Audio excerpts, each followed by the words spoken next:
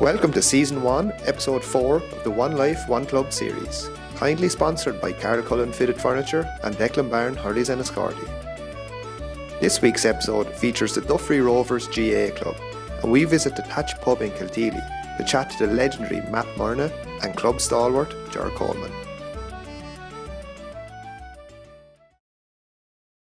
Tonight we're in the Thatch Pub here in Kilteely. I'm joined with two stalwarts of the Duffry Rovers, Matt Murna and Ger Coleman. Thanks for coming in, lads. Matt, just start with you. Could you tell us a little bit about how and when the club was formed? The club Duffry Rovers was formed in 1961. Father Redmond was the first chairman and came Kilteely, you went under, and then it was Springmount. And in 1961 then they decided that they were looking for a name, and they said we'll call it Duffry Rovers, and that was the start of it. And Duffry Rovers is an amalgamation of Ballindagan is the parish, Kilteely and Came are the two curacies, and that's Duffry Rovers. And Matty, you said the Duffry Hall there. It's just here in Kilteely. Oh, Kilteely. Yeah, just there in Kilteely. We trained in Ballindagan, we trained in Kilteely, the Bows, Kilteely gave us a field, and John Rackards came, and it went around. And we trained a good bit in Rackards came, you know, but it's when you think about it now, like, you know, we used to just tug out in the ditch. You know, and that's where if you were playing a match, you tugged out in the ditch, and that was it. Coolry was in 1980. They bought 9.5 acres. They bought 9.5 from a Mr. O'Connor, and they done the development on it. And in 1984, it was officially opened by Paddy Buggy, the president of the GAA. And Ger, what was it like, say, when you started for the Duffry Rovers? Yeah, well, look, I was 7 or 8 years of age. Me local neighbour Pat Ryan introduced me to Coolry, in fairness to him, a local legend. And as you come in the gates of Coolry, like the little building on the right, the small little shop, that was still there. And Mick Lawler used to hang out there every evening after training to have sweets for all the kids in Coolry. And the changing facilities were there when I started. The changing rooms were there. And there was 2 pitches basically, but there was no car park or shed at that stage. Look, I was very fortunate because I grew up obviously with the great 7 in a row team, and you know, so you'd be going to watch them at the weekend winning their big matches. But them lads helped us coaching. So my earliest memories of Coolry were Shamey Fitzhenry and John Casey coaching us as kids in Coolry, and then that progressed into schools. Obviously, the primary schools. I went to KM National School. And Michael Comer was the principal there. He was a big encouragement in the school. And Donal O'Connor was teaching in Ballindagan, and he was the driving force behind the record leagues. And that was a big part of the club, and a lot of great talent came out of the record leagues. I remember Pat Hanner in Rovers, kind of maybe under 14 or 16 along. And then the great Matt Murna here now. I know he's modest, he won't want to mention, but he came in and he was a big influence on my group of players because we were going nowhere at that stage. It felt like Mahi came in, he got a lot of routine in place. We trained very regular, and we slowly began to improve. And we, you know, got to a kind of I think it was a Loughlin Cup final and a few bits and pieces along the way. You know, we moved from Mahi, then that age group, into the senior end of the club eventually. And again, like that was like, you know, John Casey popped up again there, of course, as he does. Shamey Fitz as well. Jay Codd was also another, you know, he got involved. My own brother Paul was involved along the way. Tom Pender was obviously a big influence there as well, done a great lot of work with the hurling teams over the years. And I'm probably even out loads of people now as I do, and you forgive me for that, but then you would have had, you know, Philip Howland would have been around an awful lot as well. It's funny the memories you have. It's like when I think of the 7-year-old team, the first one I think of was Mick Lawler, and he had a 1 water bottle. So you know the way now they have all water bottles each. He had 1 big glass water bottle with 2 kind of ears on it, and he carried it everywhere. And no matter if you were thirsty or broke up, the water fixed everything. The magic water from that. But school was great memories because when I was 6, they won the first senior football title, and I can remember him coming to school. you know, Louis Rafter and all these legends coming in with a big box of potato, not just a bag, and you get a bag of potato and you got to write on the blackboard for the day. But that proceeded from, you know, when I was 6 right up into 5th class. So every classroom I was in Cairn National School, there was a cup in it, you know, and it was a serious influence on a young man in the school, you know. So great memories. So, Maggie, what would your standout moments, either as a player or a manager, be? I'd say winning the intermediate hurling championship in '78. I remember we played Ballymoran, who were in the county final the previous year, and we bet them 111 to 8 points, I think. And that was a real tough opening fixture for us, you know. And I said to myself, you know what it is, we could win it this year. Then we had the local derby in the final. It was Marshallstown and ourselves. and there was a great thing around the area at that time, you know. But anyway, we won 11 to 12 points, but we were really flattered because with 15 minutes to go, the game was in the melting pot. And this was our first big success since 1969 when they won intermediate. 1970 was a historic day for the Duffry, first time ever they played in the senior hurling championship. And they were kind of standout playing captain of the Duffry, I'd say, in '84 final in 2 magnificent junior hurling finals. Clonee beat us. The first day it was 5-7 to 4-10, a magnificent game. And the place was packed and the replay was better. Usually replays are not as good. Sadly to say, I was captain of the Duffry and Clonee won 3-12 to 3-10. And in the management end of it, but we had a fantastic lads. Like, if I'm telling you now and you'd say, that fella's doting now, that never happened. But we used to train 22 fellas under one light. We started with 3. We used to go to Market Common. Do you remember the bat? We can't train tonight because 2 of the lights are gone. We had one light. We had one light just before the complex came into being. And Jerry was part of that. I really enjoyed it. But there were so but Eddie died, Larry died, the Watchhorns, the Ryans, and all that. You see, why would you bother if people wasn't interested? Why would you train a team if fellas were only here and didn't bother turning up the next time and all that? These fellas were fantastic. I mean, them fellas, Jared there alongside me in the Ryans and Cardins, Eugene O'Connor, them fellas, I would pick them up twice a week and they'd never miss a training session. This is like, you know, this is in the winter. Great lads, enjoyed it immensely. Thanks, Matty. Gerard, what would your standout moments be of your career?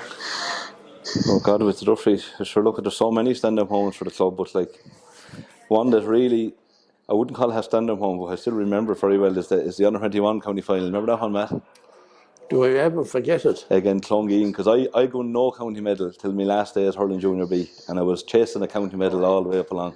Never got the luck to win one, but we won one at under-21.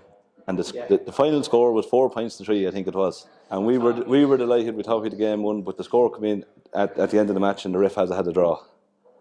And we went to a replay, and we got beaten in the replay. Oh, I'll never forget it because there was 301 people in Islegate, and 300 people said the opposition said you won the match, but the referee said it was a draw. The next probably chance we got was, I think it was 2002 senior football against the Starlights, and that went to a replay as well. If I remember correctly, did you bury a goal that day in the drawn match there? I got one alright that day. I did. I think it was a great pass from Johnny Flynn O'Connor, and he caught me in full flow. Sure, it was from there on. Then it was a bit of luck, I suppose, but unfortunately we didn't win that one either. And then we had a couple of intermediate county finals as well, which, you know, we struggled to get to, but we got to them. And in some days you probably felt we were nearly favourites going in, especially against the Shamrocks, and that didn't go to plan obviously straight away. Then there was a lot of hype around that match going into it. Adamstown caught us a couple of years before as well. We finished up my days with the junior Bs, and sure we did win that one. But I got injured myself in the semi-final. I pulled a hamstring very badly and I didn't get to play in the final. I only came on. But look, there's some great memorable days with the club over the years, and great memories, great friendships, and you can't buy that. Like, I'll start with you, Jar. Who are the best players that you played alongside? I'm going to be shot for this one, what I do, because I'm going to be wrong no matter I'm what I on the say. same boat as you. Yeah, I'm you know on the that one same now. boat. But it's parts of players I'd like to pick, because there's so many great players. Like I was very lucky because I started to play at a very young age at adult level, and I got to play with a lot of the 7-in-a-row team. So I don't think it'd be fair if I really picked that many off that, because they were, Yeah. I'd rather kind of pick the crew that I kind of played with, like. Yeah. But like Ger O'Connor would have been one who, like, I played a little bit with, like, both at senior level and junior level in the hurling. And like the courage that man had, like, he was just uncompromising, is the word you use. He just had it, like. But but a memory I'd have of him, I remember playing, it was actually the last game in Wexford Park before they done the big job down there, the renovate it. And it was a junior league match down there, I remember. And I remember there was a row broke out, and I was after getting a wallop. And he just stood out with the group. He called out your man. Like, he said, don't hit a chap. Come out here and sort out a man. But he just, I felt protected. The way he kind of protected the younger people, and I admired that in him. You'd have Larry Doyle, who would have been my age up the whole way along, and Larry is the cutest fella ever. He'd win the ball in the backs, and every time he'd get a free out. Paul Nolan, would have been a little bit younger than me, but Paul had something special, to be fair to him. David Armstrong. Yeah.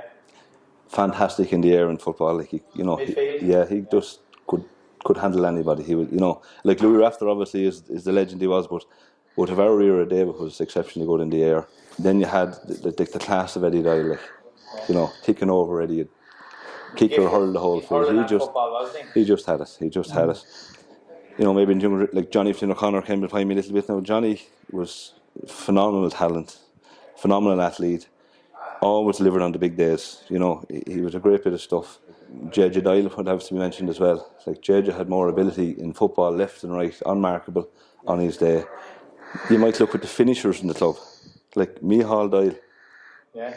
Jeepers, the skill, the scores that man has scored now in junior and up to senior. Like, he was an unbelievable finisher. And there's probably more I've left out along the way now. But if you could take the bits of all them, you still haven't even got to Damien Fitzhenry, and sure he was the golden boy of the club, greatest of all time, hurling and football. He could play anywhere in the field. He set the tone from the word go, and he was a real leader on and off the field. Did he ever play in the goal for the club? I know most of his hurling and football was out the field, wasn't it? Oh, he did, yeah. He would have played in the goal a good bit as well, and there's one match in particular, I think it was Mona Geary played in senior hurling Belfield one day. I know the first day we drew, he was in the goal, and they never took a shot on goal because he was so good. And I remember the second day we decided to play him out the field, and they got 3 goals a Damien wouldn't let him, and we ended up getting a couple of points. So it was always a debate to play Damien in or out the field, but he was a joy to watch, especially full forward. I used to love him. They'd get the ball into Damien, and there was going to be something happening every time. He was a phenomenal player. And I'd say the only other player that could have challenged Damien and really took him on was poor old Jamesy Purcell. And time ran out on Jamesy, and we never got to see what he could have done. But he had the raw talent. He's obviously related, I think, some way to Damien, but he could have, really took on Damien that way. But Noel Fitz was always one as well. Like, I would play with him at the end of my days, and the desire to win and to get things over the line.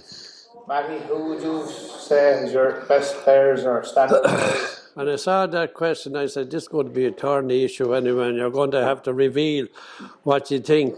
In my time playing with the Duffry, and this is with the older crowd, Mick Delaney had hurled 7 or 8 years with the Duffry before I ever played with him. I played a couple of years with him, and he was outstanding, won an All-Ireland intermediate medal in 1964. And this fella here alongside me, I know he wouldn't say it himself, but he won an All-Ireland intermediate medal in 2005. Correct, Chair? Yeah. And Jack Hanran, to me, was a great clubman. He was a great clubman. Jim Earl, the best man I ever saw on a hurling field, the blocking fella. Toss Kavanagh was very good to Ollie O'Connor. Overall, if I had to call it, for me, I think Jim Cooper was the best player, in my opinion. While Earl was so consistent and all, Cooper he's the type of guy always kept himself fit. If it was a practice or not, he was giving it 100%. You wouldn't take his bone. He could take a sideline cut. He could take a free. He could take a double in the air in the ball, and longevity in the game as well. In football, well, of course, you had the 7 in a row, and they were all, to be fair to them, they were all brilliant. I'm very kind of reluctant. I'm kind of reluctant, but you asked the question, so I better answer it. I think the two guys that I thought were very good was Louis Rafter and Seamus Fitzhenry. Seamus Fitzhenry there for a year or two, I thought he was an absolute brilliant player. And Matthew, what did the Fitzhenrys bring to the, like, obviously they were exceptional talents and all, but... exceptional talent, not only exceptional talent, but so they were half a team already. All you had to get was another 7 fellas. Like, to win 7 titles on the trot, you know. They're just fantastic team. Like, you'd have to mention the camogie club too, like here as well, because like Ruth Codnow, unfortunately, who's left us very recently, was a legend of the club, who set up the club. You know, she was the first person to set it up, and to see what she done in her lifetime, and to see her own daughter Deirdre Cod was special. Yeah. You know, and I could name plenty more camogie players as well. But I think you'd have to mention that as well, because Deirdre would have made a lot of our men's teams go that way. She was well able to look after herself and hurl, and I think it's worth mentioning that now as well. Yeah. Want to be characters in Rovers? Oh yes, I remember we were playing a Lachlan Cup final. We're playing crowd from Wexford Town, and the feedback we were getting was that this fella was wing forward and he was fairly handy. And then I said to myself, who am I going to play on him? And I said, "Bijay, we call him the child. That's Phil Bow here." Phil Bow. So I said, I put Phil because he was fast and he could stay with him. This fella was pacey. And I says to Bow, now I tell you what, I might as well tell you now, you're on the best player on this team. If you can hold him, he's the only fella that's going to give us a bit of a problem. If you hold him, we'll win the match. I said, he's extraordinarily fast. Bow said, God, I don't mind Martin, he can't run without legs. Poor old Martin O'Connor, he was a great character. You know, he's the man getting all the work done in the club. You know, you'd walk into the pub and he'd tell you in the way he'd look at you before you know how you're going to say it, he'd be telling you honestly, like, you know, whether you met the mark that day or not. And he had a great way of doing that. Like, poor old Dan Doyle would be every match. And sure, Dan, he'd know every match and who was playing, and no matter what went wrong, Dan would have his spin on the story and he'd definitely have a few legs on it, and you know the way. But for my generation, probably, like, one I was thinking was Brian Cullen. Brian was a great character. Brian would have played senior with the club, but he spent a lot of the end of his days playing junior hurling, and he's heavily involved with the camogie club at the minute. But like, Brian's team talks for the junior hurling they were special. You know, anything was possible. Do you remember anything, Jared? I remember one day, and it was so simple but so funny. Like, you know, everyone be waiting for Brian to say something, you know. So Brian kind of stood up. He didn't know what to say. And he goes, "Stand up!" And so everyone kind of stood up. And then when they all stood up, he didn't know what he goes, "Sit down." He couldn't think of anything else to say. And that was all he had to say. And then everyone would be behind him. But by God, he'd get you going now. I can't remember. I'm sure the crack was 90. He's a great character. Yeah. So, Manny, did you have you were over teams for a long time in the Duffry. Did you have any tactics there that you would have used throughout your time? Well, they all knew about the QQB, but we're getting about the quick quality ball. But there was a lot of Hail Marys in until, you know, the modern game now, of course. But they were very effective, Mahi. Huh? They were very effective now, because I remember, like, with the message of QQB, that was repeated.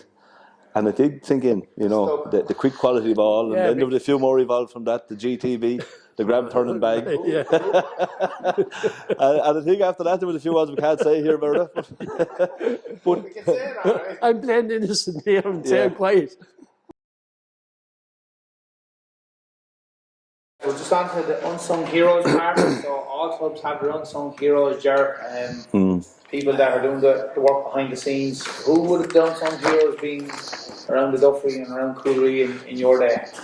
Oh, sure, look, there's loads of them and there's still loads of them evolving, and I'm definitely going to leave out someone here, and I don't mean to, but like top of the list to me, like you'd have to mention Joan Rafter, club secretary. Like she's there as long as I can remember in the job. She's the woman who asked me to do this interview, and like when Joan Rafter rings you to do something, you can't say no. You know, she's a great respect throughout the community. And then if you go back to the underage and starting up along, like Colin Blake has been really heavily involved with the nurseries. Like Derek Watcher would deserve a mention there. He's doing great work. The 7 in a row team, all the players that helped out over the years, you know, to Tom Pender, as I mentioned before. Then you have the people who you don't even know they're doing the job. Like Joe Kavanagh would be one there who would have helped out over the years as selector and manager as well. You know, Philip Howland, Josie Foley, yeah, she would have been a big influence on the club. You know, Tom Hipwell there now in the background, you know, doing treasury and things over the time. Gary Earl will be one who, in the background, has done a lot of work, unknown to people. And you'd have to mention the lads, like, you know, Ger O'Connor, like, who built the shed with Tom Pender, my brother Paul, and a few others, like, with no money, just a bit of a vision, and let's have a go. And that's been a great asset for the club over the years. So, look at, there's the few. Yeah. You know, there's people collecting money at the gate, and there's people doing this and that, and you know, you couldn't think of all of them. You know. Well, there's so many of them, and if you have 2 hours, you could listen to it. But I'd say all the officers of the club, since its foundation, during the lean years, them fellas put their shoulder to the wheel and kept the club going. And the success that the club has had is a testament to the hard work these people put in over the years. It was Terry O'Regan, you had Dick Murphy, and you had Father Harry Sinnott that came in. The chairman over the kind of the period I was there, you had MJ Fitzhenry, Paddy Foley, Josie Murphy, Ger Connors, Martin O'Connor, Martin no longer with us, passed away. And them people all took on the job there, you know, and it was tough going. I love to see people that work behind the scenes. I like to see them people getting their day in the sun. Like you were talking about Dan Dyle, he's an incredible worker, that man. And he never misses a game and all that, you know. And the groundsman that time, when we'd be going up to train, he'd be there, be Tom Welch and they were very nice people to work with, you know. So we'd like to give them some recognition. Okay, lads, we're just going on to the friend or foe part of the show now. So I'm going to call out a list of clubs.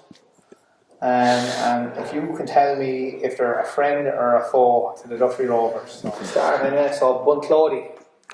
We love them. And I'd say a lot of these Duffry lads went to school with these fellas in Bunclody. And it's always a local derby, and if there's ever a game coming up, and this is the one game that everyone is keen to win, and they're all mates at the end of the day. There's always it's a real local derby. Loves beating one another. Yeah, but it is funny because I'm from Came, like, and I would have felt more of a, you know, I wouldn't have been this concerned about Bunclody, but the boys from Kilteely and Ballylagan, this was their day, like, you know. Oh, Bunclody. Wonderful people, but four. The next one I'm going to go on to, lads, is Rathnure. There would be a kind of a nice little bit of rivalry there between Rathnure and the Duffry. I'm going to be a bit dodgy now, but I think 4, I'd say. Yeah, I'd be. I'd be 4 now. The third one, lads, Shamrocks. Yeah, well, funny enough, I would have had great time for the Shamrocks. Because I would have played an awful lot, believe it or not. I played the Shamrocks an awful lot up along through the years, and I would see more friends, to be honest. I think they're a great club. I always admired the characters and the passion they played with, and so I would call them friends. Next one I'll go on to, lads, Marshallstown. Marshallstown, I'd say friend. I would have to say friends as well now, but they do like remind us that they're relegated from senior hurling. The last one, the Starlights. Ger? Yeah, well, I have to be careful now answering this one because my mother is a Starlights woman, and I teach in Enniscorthy, obviously, so I know a lot of the Starlights lads, but to me, that was the one I always wanted to win because they were my friends growing up, you know, in school. So, but I'd still call them friends, I'd have to say. The there were some great battles over the years, especially the 7-0 team, you know, with the Starlights, and we had our own as well then. But I would say more friends now, to be fair. We loved them. But the Starlights, we always enjoyed. It would have been a little bit of a niggle. We say 40, 50 years ago, you know, it was the townies versus the country lads and all that, you know. Yeah. But that's not relevant anymore. I'd like to see him doing well because it's good for the game and it's good for the game in the town, but not at the expense of the Duffry now. But I know, I'd say friend. Okay, lads, we're on to the Know Your Club quiz. So you're going to get 6 questions about the Duffry Rovers. You're both together, so I'll take you can chat away and you can figure it out between yourselves. Well, you're the quiz master, Matty. So the first one, when did the Duffry Rovers win their first intermediate football championship? I would say 1980. Off the mark. Well done, Matty. First one. Who was the captain of the Duffry Rovers in their last championship win in 1994? Louis Rafter, I think. Yeah, that was Louis, wasn't John? Yeah. Louis, yeah. Number 3. In what year did Duffry Rovers camogie star, Dears of Cod, win an All-Star for Wexford? Over to you, Ger. An All-Star. Cheapers. She should have won a few others, but she didn't. I don't think she won one the first year now. No, second year. Yeah. What year was that? 2012 or thereabouts, would it be? 2012 final answer, lads. You're bang on. 2012. One Coleman. What club were the Duffry Rovers merged with in their under-21 hurling victories in 1970 and in 1971? I think I know the I'd answer have now. to. Is it Ratnewer? Marshallstown. I thought it was Marshalltown, but I could be wrong now because that was before my time. I think I'd go Marshallstown. Sorry. Ratnewer. You should have trusted your gut. Ratnewer. Yeah. Number 5. How many senior football titles has Damien Fitzhenry won? Oh, yeah, boy. Well, Money, Jesus. Damien. he definitely has 94. And Would he have 3? it's 3 or 2.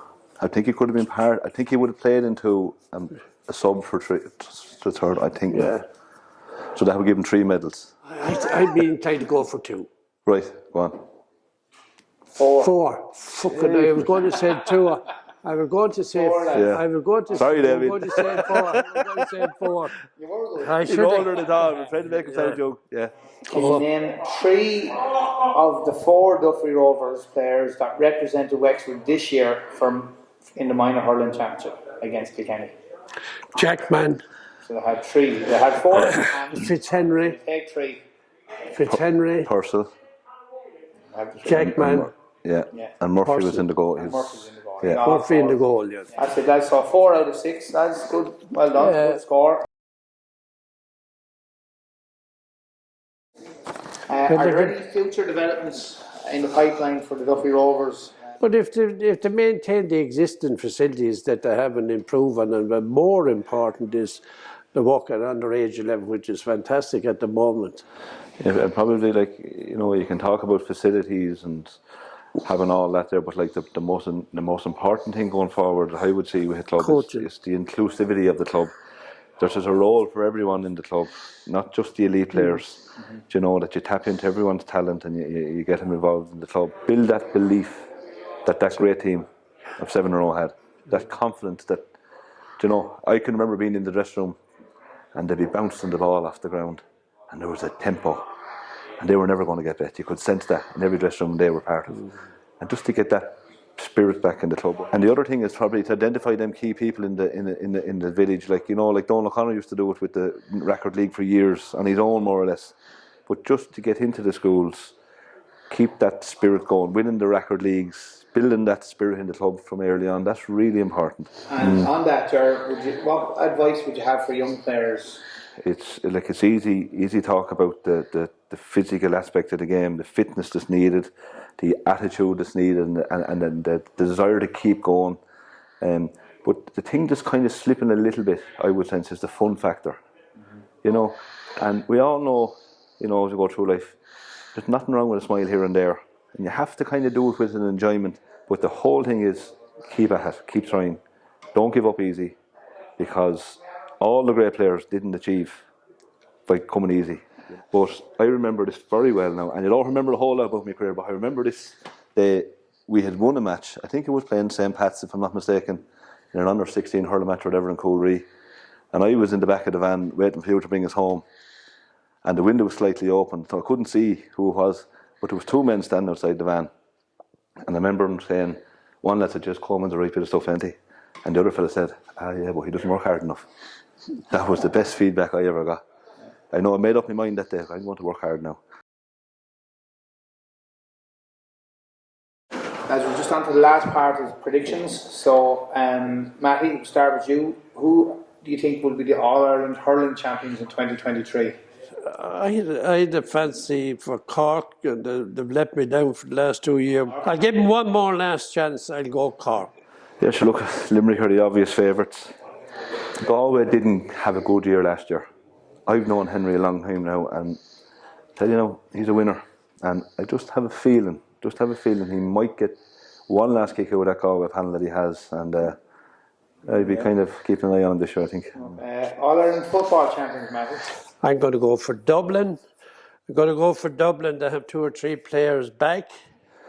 It's another one, like a bit like Limerick, like, but it's hard to look past Kerry at the minute. They have the best footballer in the country at the minute in Clifford. Just have a feeling Kerry might be there for a little bit longer now. I think Dublin are coming a little bit again, but I just have that feeling they have the class at the minute. Locally, lads, the county senior hurling champions. I think I kind of a dirty fancy for him to win. Okay. I have a dirty fancy for the Martins. I'm going the Martins. Yeah, sure. Look, it could be anyone looking at this year's championship. There's very little in it between the kind of front running clubs, but like the Raps have phenomenal talent. I just have a little feeling if they got it right in Gorey, I think there's another county final in them. And the likes of Conor Mack and these lads, they're getting to the end of their days now where the no time is running out. Last one, lads, county senior football champions. County Senior Football Champions, I go for the Shelmaliers. Kind of a team that, you know, they're always dangerous, even when they're not fancied, you know. I go, take a chance, Shelmaliers. Sure. Yeah, but look, it's like it's a Sheld are the obvious favourites again. Even though, you know, Castletown done the job, but like the Sheld have the talent and the big names. But still, when you come to win county finals, Castletown have that habit. How many have they won now where people say they hadn't a chance and they kind of snuck in? So it's hard to look away from Castletown. They won't be too far away again. That's the end of the show, lads. I'd like to thank you, Ger, and you, Matt, for coming into the Tatch here tonight for the show, and best of luck in the future, lads. We'll be locked up